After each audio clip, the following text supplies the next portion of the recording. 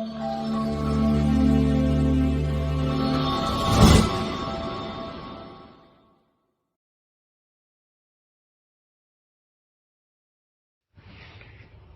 الله الرحمن الرحيم. الحمد لله رب العالمين، ثم الصلاة والسلام على من لا نبي بعده، محمد بن عبد الله وعلى آله وأصحابه وسلم تسليما كثيرا. أما بعد.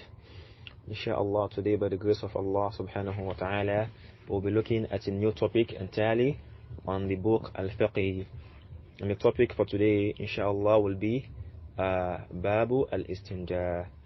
And the Shaykh, may Allah subhanahu wa ta'ala be merciful to him, he said, Babul istinja'i wa adabi qada'i al-haja. Yustahabbu idha dakhala al-khala an yuqaddima rijlahu al-yusra wa yaqul Bismillah.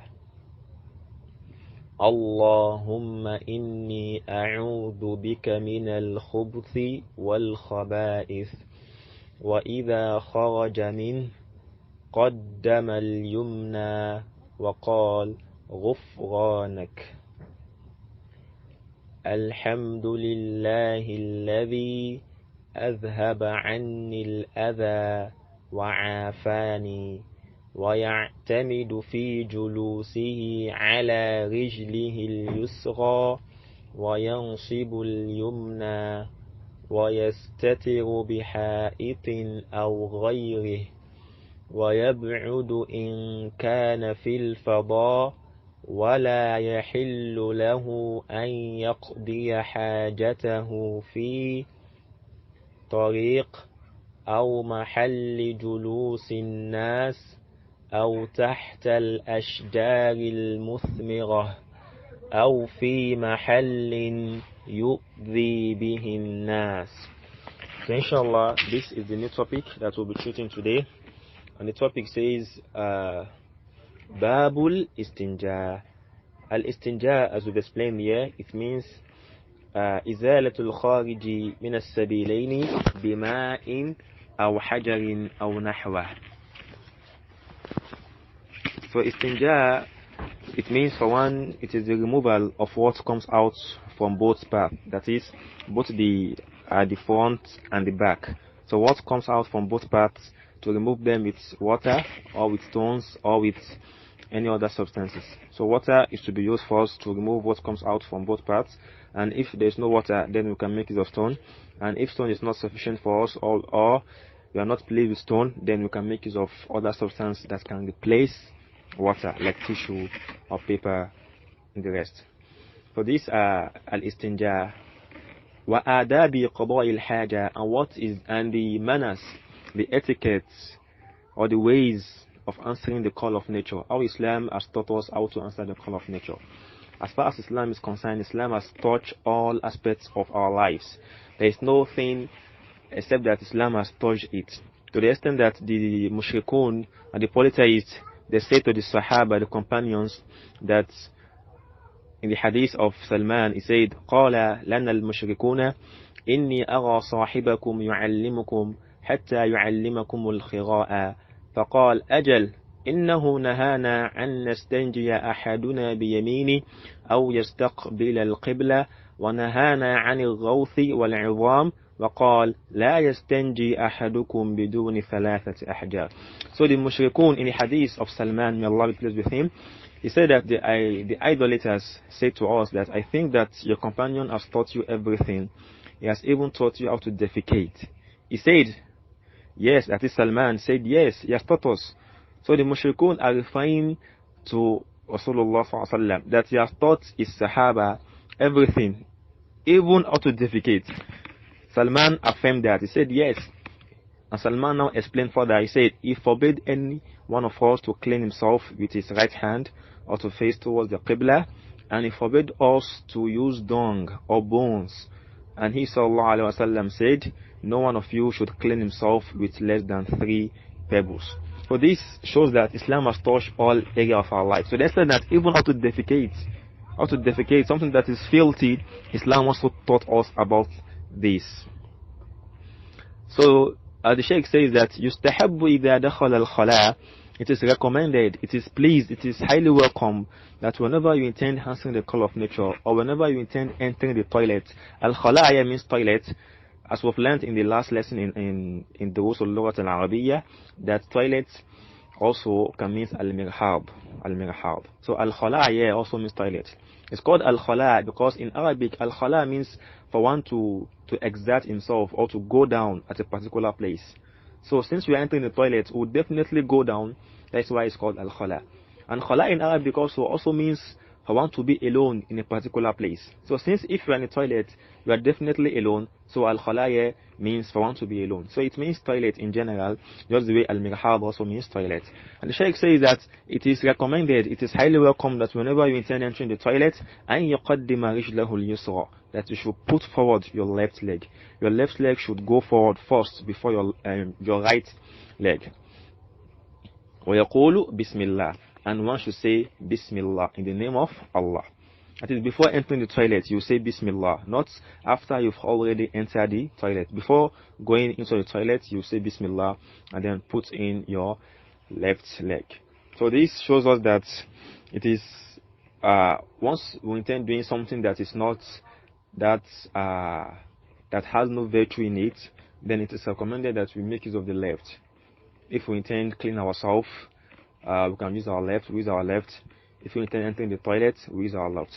But once something that we intend doing that is right, that is of high virtue, then the right should come first.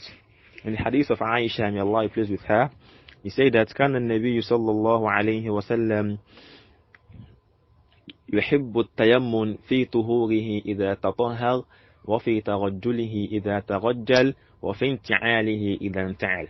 Aisha radiallahu ta'ala anha, he said that Rasulullah sallallahu alaihi wasallam liked to start on the right when purifying himself and when combing his hair and when putting on his shoes. So he will start with his right. So anything that is in general that has no lower virtue, then or it has higher virtue, then we should put forward our right. But if it is something that is of low virtue, that is somehow not right or not want to be seen by people, then the left should be put forward. And then you say your Bismillah, like the toilet. You say Bismillah before entering the toilet. So this hadith is authentic in Sahih Bukhari. And the Shaykh proceeded, he said, after saying Bismillah, then you will now put forward this hadith. Allahumma inni a'udhu bika min al-khubuthi wal-khaba'ith. Before entering the toilet, you say this. So Allah, I seek refuge from you, from the male shayateen, male jinns, and also the female jinns. This hadith too is also mentioned, as you can see, it's mentioned in Sahih Bukhari that كان النبي صلى الله عليه وسلم إذا دخل الخلاء قال اللهم إني أعوذ بك من الخبث والخبائث. Anas bin Malik said that Rasulullah sallallahu alaihi wasallam, whenever he intended entering the toilet or the lavatory, you said, Allahumma inni a'udhu bika min al-khubthi wal-khaba'ith. Oh Allah, I seek refuge from you, from the male jinns and from the female jinns. All this should be said before one will get into the toilet. And the Shaykh says, وَإِذَا خَرَجَ مِنْهُ, and when someone should come out from the toilet, from the lavatory, قَدَّمَ الْيُمْنَى, then you should now put forward your right leg. Since you've already put in your left leg in the first place, so coming out from the toilet, the one should put forward his right leg. وَقَالْ غُفْرَانَكَ, and you should say غُفْرَانَكَ, I seek your forgiveness, O Allah. This hadith too can be seen, as we can see in the footnote, we have two here. So by moving to the footnote, we'll say the hadith Aisha, from the hadith of Aisha, we'll say that كان النبي صلى الله عليه وسلم إذا خرج من الخلاء قال غفرانك. Aisha said that Rasulullah sallallahu alaihi wasallam, whenever he comes out from the toilet, he will say غفرانك, oh Allah, I seek your forgiveness. So some scholars will try to explain why the Prophet will say this, and they will say that because Rasulullah sallallahu alaihi wasallam usually loved remembering Allah in all his life, that is, in all his duration, he loves doing dhikr, Allah's remembrance. But whenever he's in the toilet, he cannot do Allah's remembrance. He cannot say the dhikr while in the toilet. So he comes out from the toilet seeking Allah's forgiveness for not having to say the dhikr while in the toilet. So these are some explanation, but this is not the reason why the Prophet ﷺ usually say Ghufranak after coming out from the toilet. It's a sunnah from the Prophet, and we are to follow it to earn the reward in it. So one should say Ghufranak, and also Alhamdulillahi alladhi adhaba anni al-adha wa afani. That is, all praise belong to Allah, the one that has removed any harm from me and has saved me from any calamity that will befall me. But this statement, this dua here, scholars explain it, and also the hadith that it is mentioned in, the hadith is classified to be weak hadith. This Alhamdulillahi alladhi adhaba anni al-adha wa afani. So one should be sufficient with saying Ghufranak only. As scholars like Albani and the likes, they will say that this hadith, this dua, this supplication here is weak. That is Alhamdulillahi alladhi adhaba anni al-adha wa afani. So one can suffice himself with Ghufranak only. And the Shaykh say that وَيَعْتَمِدُ فِي جُلُوسِهِ عَلَى رِجْلِهِ الْيُسْرَى وَيَنْصِبُ الْيُمْنَى. When entering the toilet, one should rely, when sitting down, that is, when going down to exert himself or to relieve himself, one should rely on his left leg. That is, you will put all your weight on your left leg. وَيَنْصِبُ الْيُمْنَى, and you will make your right leg to be erected. You will erect your right leg and you will relax on your left leg. So these are also sunnah. It is a sunnah, as you can see in the footnote 2. It is in the hadith of Suraqa bin Malik, who said that علمنا رسول الله صلى الله عليه وسلم إذا دخل أحدنا الخلاء أن يعتمد اليسرى وينصب اليمنى. Suraqa bin Malik said that Rasulullah sallallahu alaihi wasallam, he taught us that whenever we intend entering the toilet, or whenever we are in the toilet, to exert ourselves, we should rely on our left leg and we should erect the right leg. This is a sunnah. But if in a case whereby it is difficult for us to do that, then we can exert ourselves in any way possible, in the easiest way possible, that it is easy for us to relieve ourselves, as this religion is easy. Inna ad-deen yusr wa lan yushad ad-deen ahadun illa ghalaba. Islam is very easy. So once you're in the toilet, you can sit in any position that you will be comfortable to relieve yourself. And the Shaykh says again, وَيَسْتَتِرُ بِحَائِطٍ أَوْ غَيْرِ. Once you're in the toilet, you should cover up yourself with a wall or with a screen or a barrier. You should demarcate yourself from the people, from seeing you, or any other thing. Even if it is a curtain, you should try and demarcate yourself so that people cannot see you while you are answering the call of nature. And the saying here is 3. That is, this hadith here can be found in Abdullah ibn Ja'far and other hadiths like Mughira ibn Shu'bah and also Anas ibn Malik. It was reported that Anas ibn Malik and Mughira ibn Shu'bah, they accompanied Rasulullah sallallahu alaihi wasallam to exert himself. Then the Prophet sallallahu alaihi wasallam, he left Mughira ibn Shu'bah and Anas at the back, and he went far away. He went very far to answer the call of nature, so that people cannot see him, and also Mughira and the likes cannot see him while he's answering the call of nature. So it is highly recommended that we should cover ourselves from people seeing us while answering the call of nature. وَيَبْعُدُ إِنْ كَانَ فِي الْفَضَاءِ. And likewise, if you are in an open place, you should go far away from people, from seeing you, where you cannot be seen at all. You should go far away so that you can exert yourself in those places. And while you are in this open place, for you to be able to say the dua, like entering the toilet, Allahumma inni a'udhu bika min al-khubuthi wal khaba'ith. Scholars explain that if you are in an open place and you want to exert yourself, then by taking off your clothes, then by doing that, you should say the askar.